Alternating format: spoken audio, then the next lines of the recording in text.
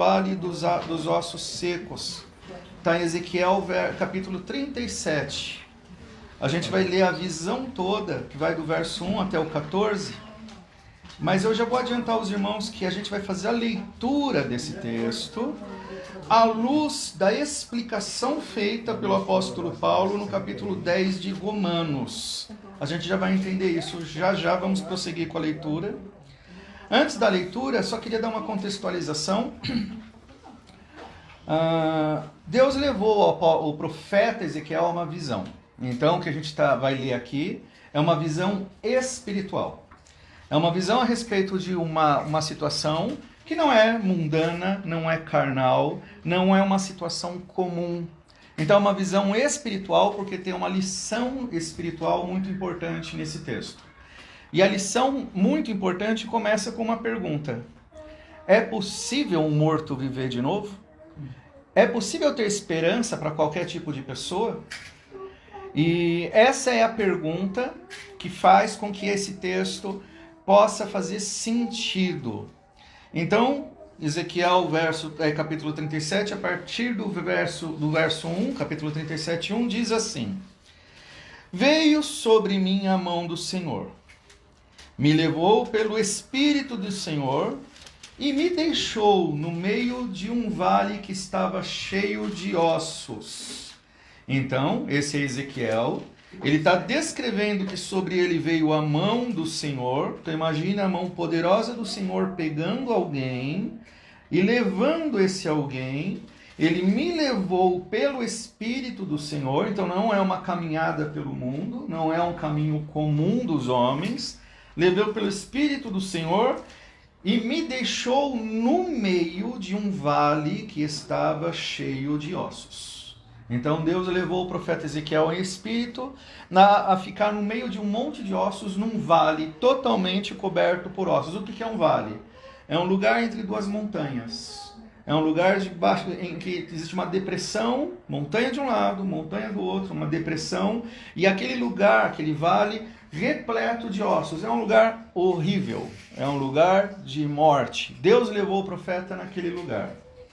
E a mão do Senhor, o Espírito do Senhor, me fez andar ao redor deles. Então o Espírito do Senhor fez Ezequiel caminhar no meio dos ossos e ao redor dos ossos. E eram muito numerosos na superfície do vale e estavam sequíssimos. A descrição de ossos secos significa o quê? Morto há muito tempo. Já não tinha mais carne, sobrou somente ossos, e eram muitíssimos ossos. Então, qual que é a visão que Deus dá para Ezequiel? Uma visão de morte absoluta. De morte em grande quantidade. Então, verso 3, me perguntou, filho do homem, acaso poderão reviver esses ossos? Então, essa pergunta que a gente faz. Imagine você, foi feita a descrição, você foi levado para um cemitério e todos os corpos foram arrancados dos túmulos. E você está andando no meio daqueles montes de ossos e alguém te pergunta, isso pode viver de novo? Pode ter vida aí? A resposta óbvia é, claro que não. Só que Ezequiel sabe quem está perguntando. É o Senhor. Ezequiel não tem a resposta. A resposta humana é não. Mas quem está falando, quem está perguntando é o Senhor da vida. É o Senhor de todas as coisas. Então Ezequiel dá uma resposta esperta. Responde, Senhor Deus, tu o sabes. Eu não tenho poder sobre isso. Eu não posso dizer que isso tudo pode reviver. O Senhor está me perguntando, mas se pode ter vida de novo? Quem aqui viu alguém ressuscitar? Quem aqui já viu mortos saírem do túmulo? Nenhum de nós, eu nunca vi. Então se alguém me perguntar, me colocar na frente do túmulo da minha avó e perguntar, sua avó pode sair daí agora? A minha resposta é não. Mas se fosse o Senhor perguntando, eu não tenho o poder de fazer minha avó viver de novo. O Senhor é que sabe. Então eu respondi, Senhor, Deus, tu o sabes. Verso 4. Disse-me ele, profetiza a esses ossos e dize-lhes, ossos secos, ouvi a palavra do Senhor. É a palavra do profeta ou do Senhor? Não é a palavra do homem. Nós não exercemos a nossa vontade sobre as coisas. É o Senhor que tem poder sobre as coisas. Acontece que o Senhor mandou o profeta, o homem, mandar uma mensagem que não é mensagem de homens, é mensagem do Senhor. Então a mensagem do Senhor por meio do profeta é: ossos secos, ouvi a palavra do Senhor. Assim diz o Senhor Deus. É Deus falando. A esses ossos, eis que farei entrar o Espírito em vós e vivereis. Então isso é uma ordem de Deus.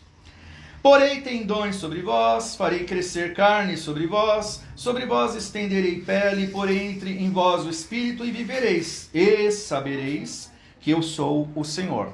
Então, nesses versos, Deus detalha todo o processo de vivificação. A ordem é do Senhor, a palavra é do Senhor, o poder é do Senhor, os resultados são controlados, são produzidos pelo Senhor. Tudo veio do Senhor. Todos os detalhes na vivificação e no processo de vivificação e como ocorre uma vivificação partiram de quem? Do Senhor. Não partiu de homem, não partiu da vontade humana. Perceba, não partiu da vontade dos ossos. Não é possível alguém se converter por vontade própria. Não é possível alguém ter acesso à vida por vontade própria. E não é possível alguém que tem a vida transmitir a vida para um morto por vontade própria.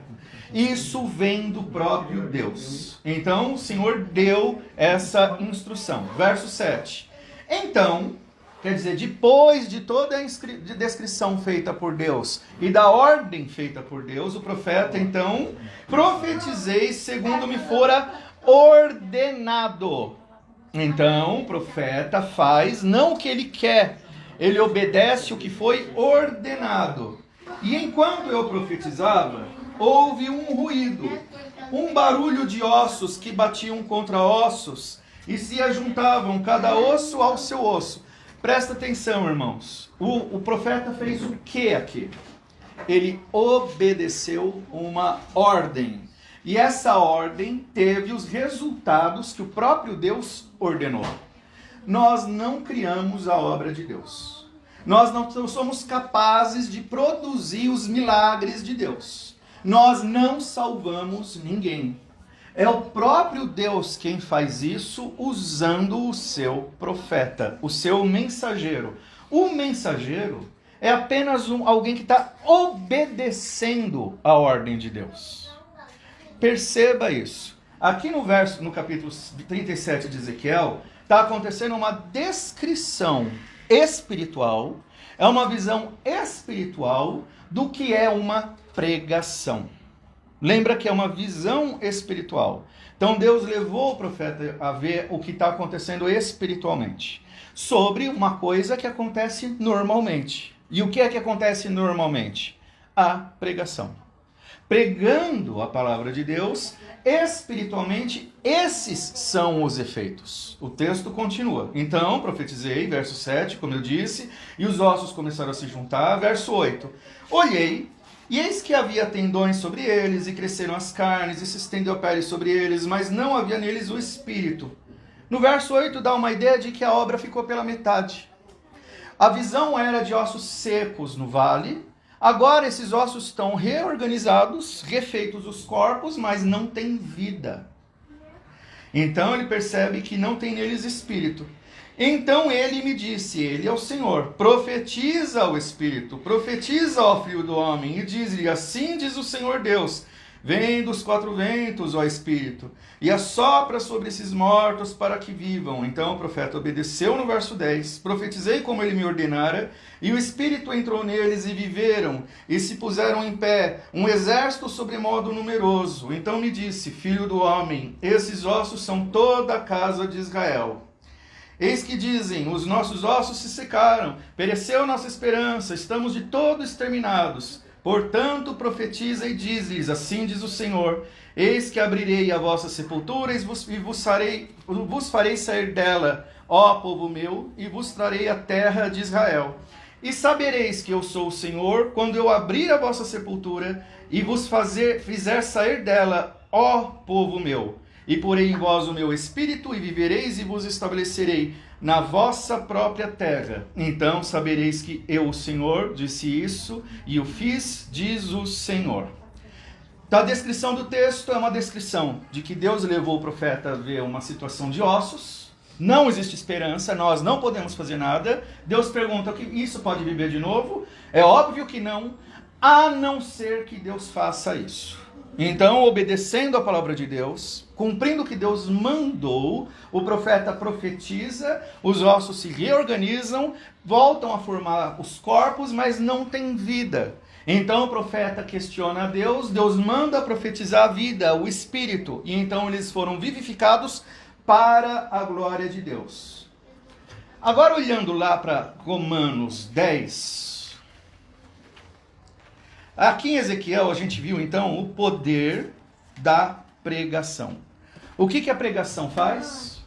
A pregação gera vida.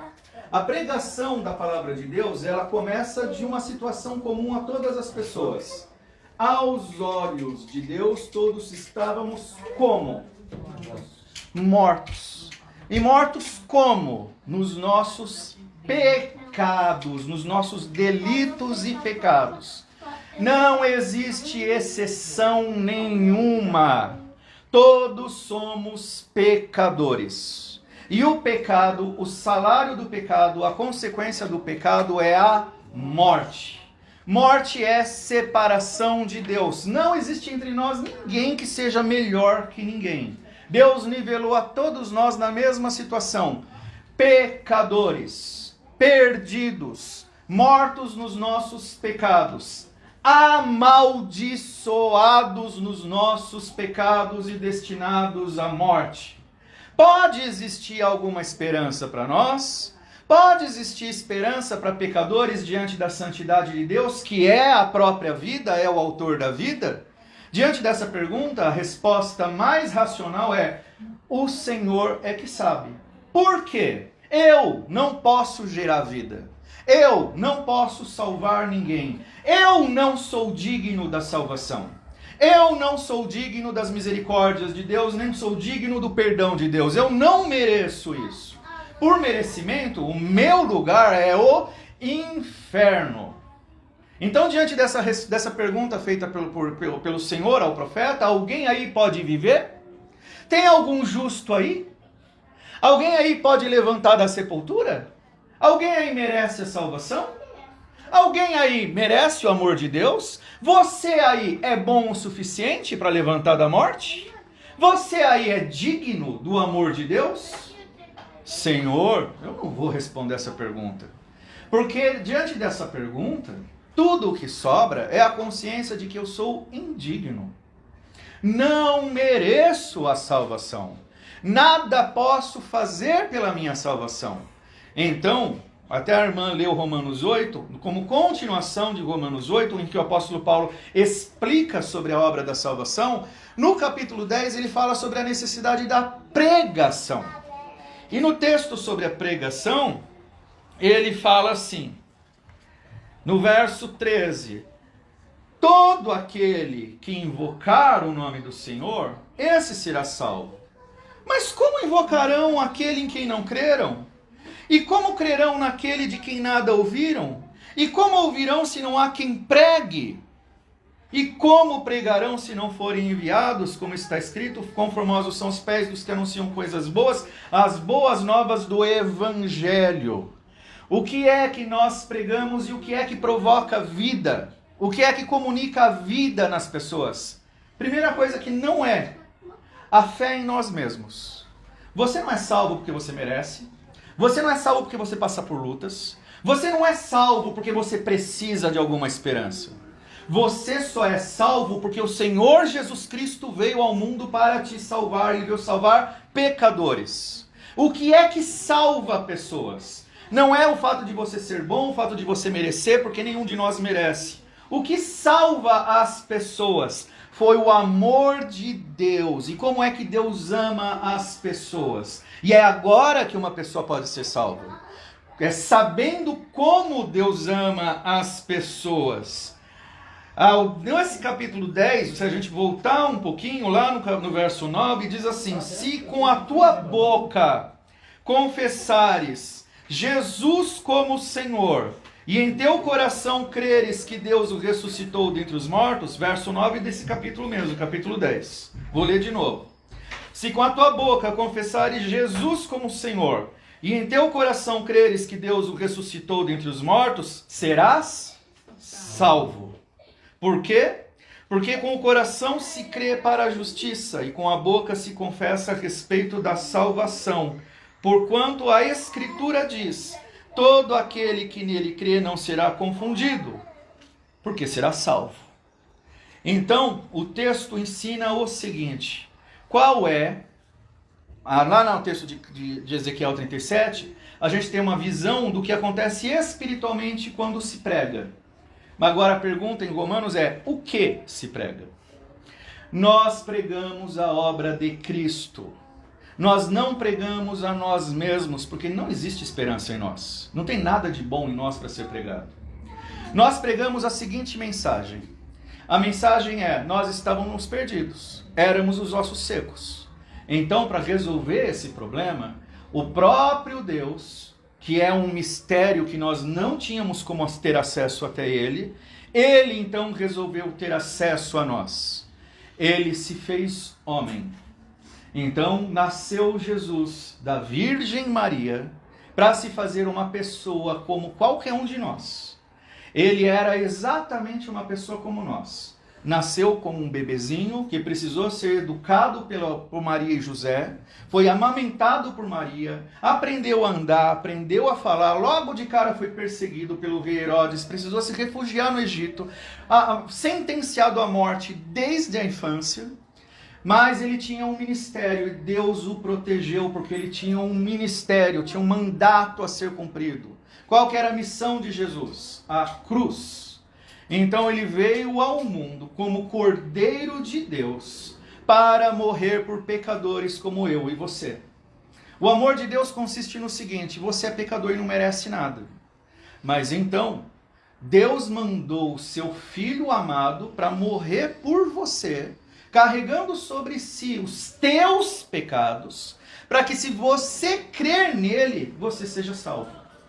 Deus deu por nós, que não merecíamos, a melhor coisa que existia: o próprio Filho de Deus. A gente pode dizer que alguém morreu no nosso lugar e foi por amor, e esse alguém foi o próprio Filho de Deus, que tomou os nossos pecados, os pecados dos eleitos de Deus na cruz, pagou por eles no nosso lugar. Então entenda que a cruz do Senhor Jesus Cristo é o que seria o teu e o meu inferno.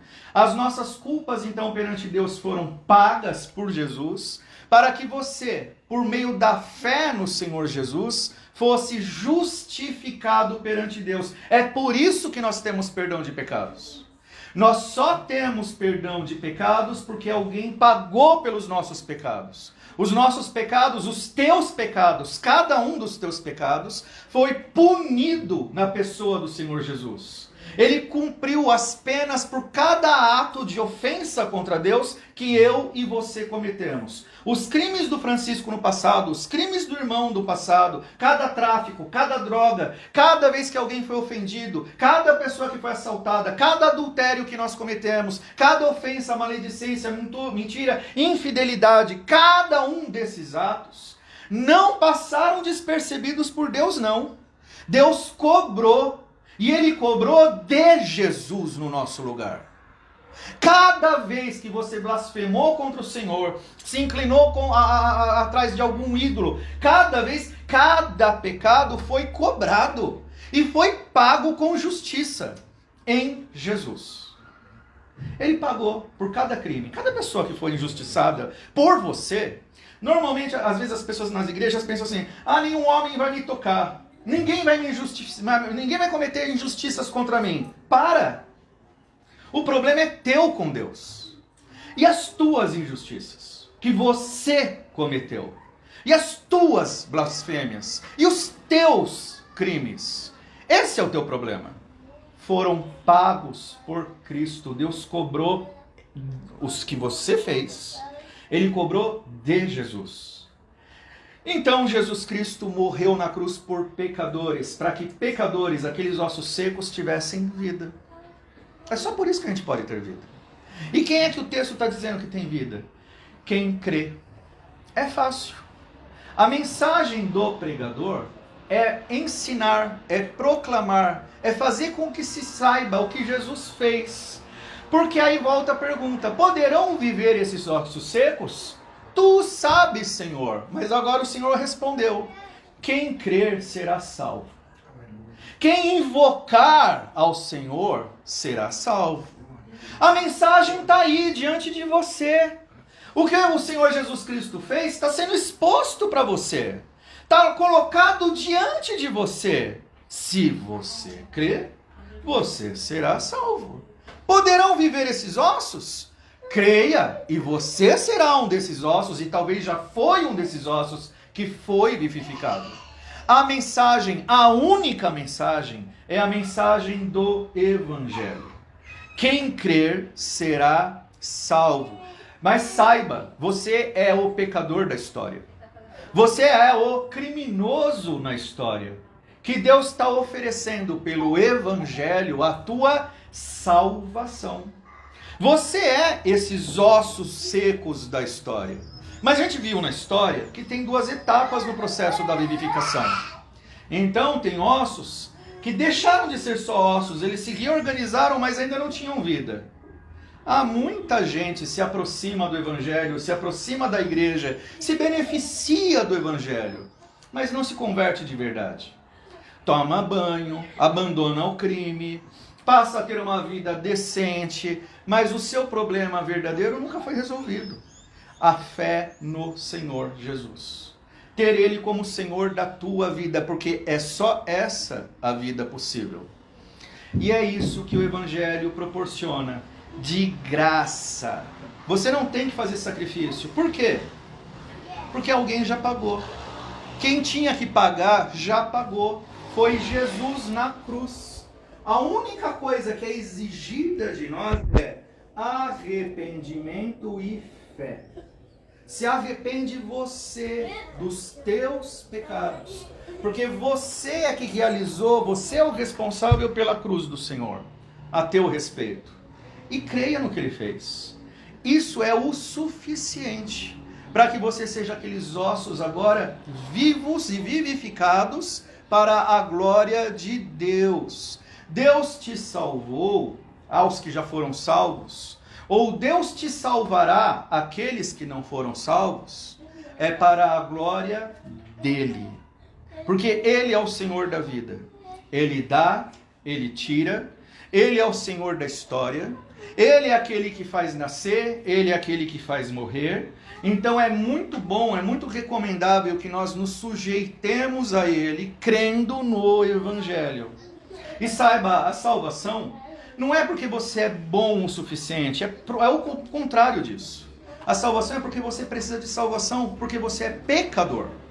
Esse é o critério. Quem é bom aqui o suficiente é o Senhor Jesus. O cumpridor da lei de Deus, o Santo de Israel, o Salvador do perdido. E a coisa que a Bíblia exige para a salvação é arrependimento e fé. E então o Senhor dá uma nova vida.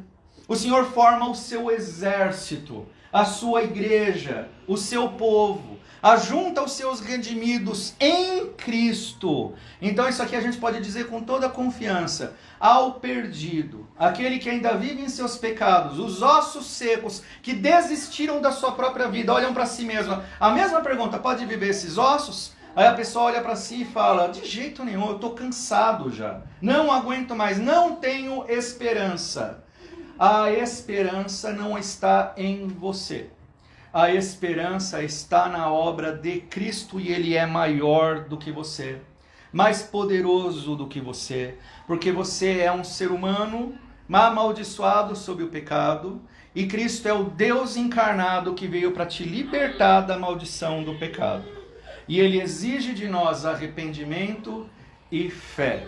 E isso é suficiente para fazer com que sejam feitas novas todas as coisas, a sua vida seja refeita e você receba a vida que Deus veio nos dar. Só isso. Vamos orar? Senhor Deus Todo-Poderoso e Santo, essas são as tuas palavras. Como o profeta Ezequiel, nós não temos poder nenhum sobre as coisas, mas o Senhor tem. O Senhor é o Deus da vida, o Senhor é o Deus da salvação. O Senhor já enviou o teu Filho Jesus Cristo, que morreu na cruz para nos salvar e ressuscitou. Agora o Senhor está vivo e reina, soberano sobre todas as coisas, ouve nossas orações, intercede por nós, e nós suplicamos ao Senhor que o Senhor nos dê a vida que o Senhor veio nos dar, a salvação, a vida eterna, a reconciliação com Deus. Que não fiquemos, Senhor Deus, perdidos e sentenciados nos pecados, mas que possamos, Senhor Deus, desfrutar da graça do Senhor sobre as nossas vidas. Nós éramos esses ossos secos, Senhor Deus, sobre os quais não existia nenhuma esperança. E agora o Senhor nos encheu de esperança e vida. Então suplicamos ao Senhor que o Senhor também vivifique as pessoas que vivem no nosso derredor. Nossos familiares que ainda estão perdidos, que ainda precisam de salvação. Pessoas que às vezes nós olhamos para elas e nós não temos esperança nenhuma, achando que elas estão sentenciadas naquele destino de perdição. Mas diante da tua palavra agradecemos, porque nós sabemos que não existe situação nenhuma que não tenha esperança, porque o Senhor pode vivificar até mesmo ossos secos, ossos que não têm mais nenhum vestígio de vida. Agradecemos porque esse poder é teu, não é nosso. E o Senhor, por livre vontade, soberana vontade e desejo próprio, decidiu salvar pecadores, decidiu nos salvar e decidiu confiar a nós a mensagem de salvação, que é a mensagem sobre a obra do nosso Senhor Jesus Cristo. Agradecemos porque agora o conhecemos, não estamos mais perdidos, aqueles que estão perdidos não precisam mais estar assim. Amém. Agradecemos porque nós estamos diante do Senhor, o autor da vida, o perdoador de pecados, aquele que é o único Salvador e que é digno de toda honra e de toda glória. No nome de Jesus oramos agradecidos. Amém. Amém. Amém.